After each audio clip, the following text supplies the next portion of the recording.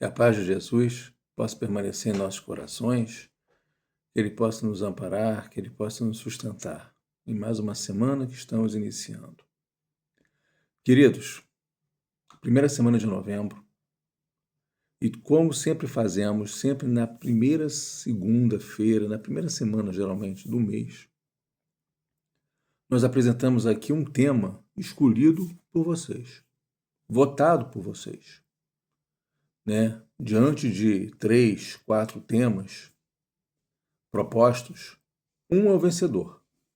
Esse tema vencedor é votação feita através de uma enquete. Nós apresentamos aqui na primeira semana do mês. E o tema escolhido para o mês de novembro é perturbação espiritual após a morte. Né? E antes de nós começarmos, nós vamos fazer a nossa prece inicial, pedindo ao Pai, pedindo a Jesus, que nos inspire, que nos faça entender as ideias aqui colocadas, para que tenhamos uma excelente semana. Que a espiritualidade amiga e querida possa estar presente. Que assim seja, graças a Deus. Muito bem. Acolhimento com Jesus, primeiro acolhimento com Jesus do mês de novembro, começando. E hoje, perturbação espiritual após a morte. Já que mês de novembro, né, nós estamos aí ainda em clima de feriado, embora o feriado esse ano tenha caído num domingo, mas é considerado feriado de finados, né? E muitas casas, no movimento espírita de uma forma geral, tem muitas palestras, muitos estudos que falam sobre esse tema da morte. Não só o dia de finados na visão espírita, como também o tema da morte. Né? O que é a morte? Como que ela, embora possa parecer um pouco estranho para a gente ainda, né? O que acontece? Nós ainda somos criaturas muito apegadas, criaturas ainda muito apegadas às pessoas. Né? Nós ainda esperamos, dentro de cada um de nós esperamos que o nosso pai, a nossa mãe, nossos tios, filhos, às vezes, né, que eles fiquem eternamente conosco, ligados conosco eternamente, né, fisicamente falando. Às vezes até são, espiritualmente, né, mas fisicamente falando, nós às vezes esperamos isso. Né? E aí, essa pessoa desencarna. Né? E o Espiritismo, ele trata esse assunto de uma forma, com muita cautela, né? Tá no Livro dos Espíritos fala sobre isso, no Evangelho, segundo o Espiritismo também, no livro Céu e Inferno também, no Pentateuco vamos encontrar esse assunto nessas 3 obras principalmente, quando o assunto é perturbação espiritual após a morte, né? E o que acontece com cada um de nós? Nós temos uma existência, cada um de nós, né? Temos aqui a nossa existência. Umas pessoas estão com 20 anos, outras com 30, outras com 40, com 50, 70, 80, 100. Só que chega um momento em que essa existência, ela termina. A nossa passagem, ela se encerra nesse momento. Isso quer dizer que o nosso corpo, ele para de funcionar, né? Mas nós não somos corpo físico. Nós não somos corpo físico. Nós somos o quê? Espírito. Um espírito que está encarnado neste momento num corpo físico, que é projetado,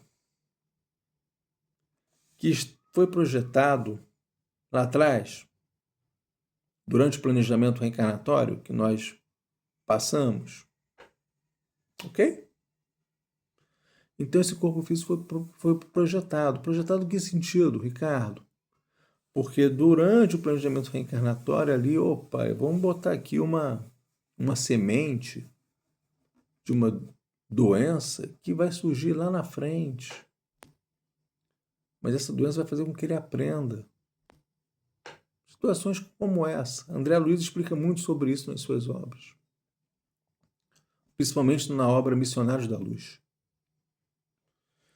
Então, esse corpo foi projetado, só que ele finda, né? O fluido vital cessa. E o espírito que nele habita, que nele fica preso, interligado, melhor dizendo, através do seu perispírito, esse perispírito que é o elemento, como eu falei, integrador entre o corpo físico e o espírito, mas que serve também de roupagem para o espírito. Serve também de roupagem para o espírito. Então, esse espírito revestido do seu perispírito, ele deixa o corpo. Ele se desacopla do corpo físico. E ele segue o seu destino. Ele segue o seu destino. Vamos dar uma pausa aqui. O que acontece? Nós vivemos, né, a nossa vida e passamos por várias experiências. Inúmeras experiências. Temos a oportunidade de fazer o bem, mas praticamos o mal. Temos a oportunidade de fazer a caridade, tanto a caridade material quanto a caridade moral, mas não fazemos a caridade. Muitos preferem viver a vida segundo aquela música, que eu até gosto. Deixa a vida me levar, a vida leva eu. Vamos ver, vamos curtir a vida. Vamos aproveitar a vida ao máximo porque a vida cessa. E o Espiritismo nos fala o seguinte: rapaz, moça, olha só, não é bem assim. Não é por aí que a banda toca. Não é por aí que a banda toca. Porque toda escolha mal feita, toda má escolha, ela vai ter consequência. Ela vai ter consequência. E aí que entra a questão da perturbação espiritual após a morte. Porque o estágio de perturbação, inevitavelmente, ele vai ocorrer para todas as pessoas. Porque eu vou deixar o corpo. Eu estou acostumado, o meu espírito já está acostumado com esse corpo durante alguns anos. Ele vai deixar esse corpo para viver ou reviver a sua realidade. Reviver a sua realidade. Portanto, se eu fui uma pessoa extremamente caridosa, extremamente bondosa, extremamente voltada para a doutrina espírita, para o cristianismo, eu vou experimentar esse estágio de perturbação? Vou. Mas é uma perturbação em menor escala, com certeza. Porque eu fui uma pessoa muito boa, fui uma pessoa muito caridosa. Mas o estágio de perturbação que eu estou falando aqui, nesse contexto dessa pessoa bondosa e caridosa, é o quê? É a nova experiência. É a nova experiência. É a mesma coisa que eu tirar essa camisa e vestir uma outra camisa com outro tecido, diferente do que esse tecido. Vou vestir uma camisa com outro tecido. Eu vou perceber, opa, esse tecido está diferente, né? Está me pinicando um pouco. Talvez. Tem umas camisas que pinicam, né? Umas blusas que pinicam. Então eu vou vestir uma blusa, uma camisa que me pinica. Mas ela vai servir de roubo para minha continuidade. Mas eu vou me perturbar um pouquinho com isso, com essa, né? O fato dela pinicar um pouco. Mas depois eu acostumo. É uma perturbação? É uma perturbação. É ruim? Não. É diferente. É uma nova etapa. Perceberam? Para a pessoa bondosa, para a pessoa caridosa, isso vai contar crédito, digamos assim, espiritual, pós-desencarne? Vai. Porque ela passou a sua existência, claro, respeitando as questões de ordem material, sem dúvida alguma, porque precisa realmente, mas ela também reservou parte do seu tempo para as questões o quê? Espirituais. Para as questões o quê? As questões morais. Né? Ela fez o bem, ela praticou a caridade, né? Ajudou pessoas, por aí vai. Fez a caridade segundo Jesus. Ela fez o bem, foi indulgente com as imperfeições alheias, perdoou todas ou algumas pessoas. Então, vai, quando desencarnar, o desligamento do espírito vai ser um desligamento mais fácil e vai seguir a sua jornada. Vai estar numa área do plano espiritual, numa região do plano espiritual, condizente com seu nível evolutivo. Pois bem, agora vamos imaginar um outro irmão. Um outro irmão que não fez o bem, que não fez a caridade, que viveu a vida, como diz a música, deixa a vida me levar, a vida leva eu, por aí vai. O que vai acontecer? A perturbação dele após a morte será igual dessa pessoa bondosa que praticou a caridade? Ou vai ser uma perturbação assim, diferente ou mais difícil? O desligamento vai ser mais difícil? Vai ser mais difícil. Porque eu passei a existência o quê? Extremamente ligado para as questões de ordem material. Eu simplesmente não estive voltado para as questões morais, não estive voltado para as questões espirituais. Sempre tive a certeza de que a vida ia cessar com a morte. Morreu, acabou. E eu descubro que, caramba, a vida continua. Eu não morri? O que eu estou fazendo aqui? Quantos e quantos atendimentos são realizados em reuniões mediúnicas de espíritos que estão aí, vagando? Não sabem que morreram. Não sabem que morreram. E eles são atendidos lá na frente de uma reunião mediúnica. Então, olha só a durabilidade da perturbação. Olha só a durabilidade da perturbação. Né? Então, qual a moral da história? O nível de perturbação será maior. Quanto maior o nível de perturbação, menor as questões morais, as questões espirituais. Quanto maior as questões morais, as questões espirituais, menor vai ser o nível de perturbação. Basicamente é isso. Um irmão que se suicida, né? A Dona Ivone trata muito esse tema no livro Memórias do Suicida. Inclusive teve um curso aqui no Grés com a Serrana sobre isso. E a doutrina também fala muito sobre isso também, né? O Pentateuco. O estágio de perturbação é gravíssimo, é altíssimo. É altíssimo. Né? Gravíssimo, vamos chamar assim. Porque eu, pelo uso do meu livre-arbítrio, eu decido por fim a vida. Vai ter consequências, com certeza, porque eu não posso terminar a vida assim. Não é da lei.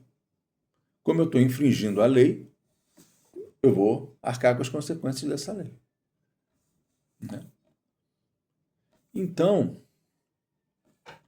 essa perturbação, gente, ela vai surgir. Ela vai surgir. Né? Não existe morreu, acabou. A doutrina espírita nos explica que a vida continua. Né? Quando, se nós passarmos uma vida tranquila, né, com boas escolhas, a gente pode errar uma coisinha, uma coisa ali, mas se nós errarmos, lá na frente a gente pode reparar esse erro. Essa é a proposta da doutrina espírita, que nós possamos nos atentar sobre isso. Que nós possamos prestar mais atenção com as escolhas que nós fazemos, os pensamentos que nós temos. Pensamos coisa errada? Pensamos. Fazemos coisa errada? Fazemos. Vamos ser sinceros, ninguém aqui é perfeito. Todos nós somos espíritos imperfeitos. Então nós fazemos coisas erradas, sim. Pensamos coisas erradas, sim. Desejamos o mal? Sim. Somos invejosos? Sim. Somos orgulhosos? Sim. Egoístas? Sem dúvida. Só que o grande barato aqui da doutrina espírita é que, embora nós procedemos sempre dessa forma, ela faz com que a gente reflita. Ela faz com que a gente coloque dentro da nossa casa mental o autoconhecimento e faz com que a gente se pergunte sempre: eu fiz mal para alguém? Eu desejei mal a alguém? Pensei coisa errada de alguém? E a resposta vai ser o quê? Sim, porque eu fiz. E como que eu posso fazer diferente no dia seguinte? É como se uma nova linha de programa pudesse ser inserida no nosso software. Uma nova linha de programa. Que não tinha antes. Eu inseri essa linha de programa nova. Quem é da computação sabe. Que é justamente o quê? O autoconhecimento. É o autoconhecimento. Fiz mal para alguém, desejei mal para alguém, e aí no dia seguinte eu vou fazer diferente. Ou vou tentar fazer diferente, vou procurar fazer diferente. Vou tentar acertar. E, se possível, o erro de ontem vai ser reparado no dia de hoje. Através de um pedido de desculpa. Então eu vou me melhorando. Eu vou me autoconhecendo e consequentemente, eu vou me melhorando. Eu vou me melhorando aos poucos. E eu vou tentar manter esse padrão. É igual quando fazendo uma analogia, é igual quando a gente está fazendo uma dieta, por exemplo. Eu vou fazer um controle alimentar e vou praticar atividade física. A partir do momento que eu estou vendo os resultados, eu vou o quê? Manter esse padrão. Eu não vou regredir. Não vou escorregar na casca de banana. Pelo menos eu tento não fazer isso. Mas eu vou tentar manter essa, né? E vou evoluindo, vou percebendo a evolução. Opa, eu estou emagrecendo, opa, estou ganhando qualidade de vida, opa, né? Então, a parte espiritual é a mesma coisa. A partir do momento que eu faço menos o mal e faço mais o bem, a partir do momento que eu me desligo um pouco mais das questões materiais e sou voltado mais para as questões morais, para as questões espirituais, eu vou percebendo gradativamente que, exemplo, o Ricardo de hoje é diferente do Ricardo de ontem. É largar o homem velho para construir um homem novo. É largar o homem velho e construir um homem novo. E Jesus, já que o nosso encontro semanal aqui é acolhimento com Jesus, e Jesus fala o seguinte: ame a Deus sobre todas as coisas e ao próximo como a nós mesmos. Então eu vou amar mais o meu próximo, vou me amar mais. E essa conta vai chegar lá na frente, no momento do desencarne. Essa conta vai chegar lá na frente quando nós nos depararmos no plano espiritual, pós a morte. Ter certeza que a vida continua. ter certeza que existe uma nova etapa a ser vivida, espiritualmente falando. E que um dia, no momento, alguém vai novamente bater no nosso ombrinho e vai falar, ó, chegou a hora de voltar. Mas de novo. Chegou a hora de voltar. Aí é feito um novo planejamento reencarnatório. E você é preparado para reencarnar novamente. E assim ocorre inúmeras vezes, como essa encarnação nossa não é a primeira. Nós já vivemos aqui outras vezes. Ora no corpo masculino, ora no corpo feminino, ora rico, ora pobre, ora chefe, ora subordinado. Como aconteceu com Emmanuel, né? Ora escravo. Então, que nós possamos refletir um pouco sobre isso, né? Nós possamos pensar um pouco sobre isso quando a gente fala sempre nesse assunto de perturbação espiritual após a morte, né? Para que nós possamos ficar menos perturbados, que é o nosso objetivo, então precisamos fazer desde hoje algo diferente. Algo diferente. Mudar. Né? Tem uma frase que eu sempre, não para também para questões espirituais, obviamente, mas para outras questões, você me pergunta o que eu fazia no dia a dia e o que hoje eu posso fazer diferente do que eu fazia. Hoje eu posso fazer isso diferente. Se antes eu procedia dessa forma, hoje eu vou proceder de uma outra forma. É uma forma de mudança, é uma estratégia que eu posso usar. Né? Se antes eu era rude com a tal pessoa, se eu tratava mal a pessoa, se eu não tinha paciência com a pessoa, na próxima vez que eu encontrar com a pessoa, eu vou lá, vou apertar a mão dela. A pessoa pode até, opa, que cara doido é esse? Não tem problema. Tem uma frase que eu aprendi muito com um grande amigo meu. Faça a tua parte. Não se preocupe com o outro. Faça a tua parte. Então, esses processos de mudança são necessários. Né? A espiritualidade, volta e meia, está falando isso para a gente, através das comunicações, das mensagens, que é processo de mudança, a nossa mudança interna, por isso fala-se muito em reforma íntima, transformação moral, tem a ver com o nível de evolução do planeta, tem a ver com o nível de evolução espiritual, tem a ver também com o que nós estamos conversando aqui hoje. Pensemos um pouco sobre isso, fiquem todos com Deus. Até a próxima.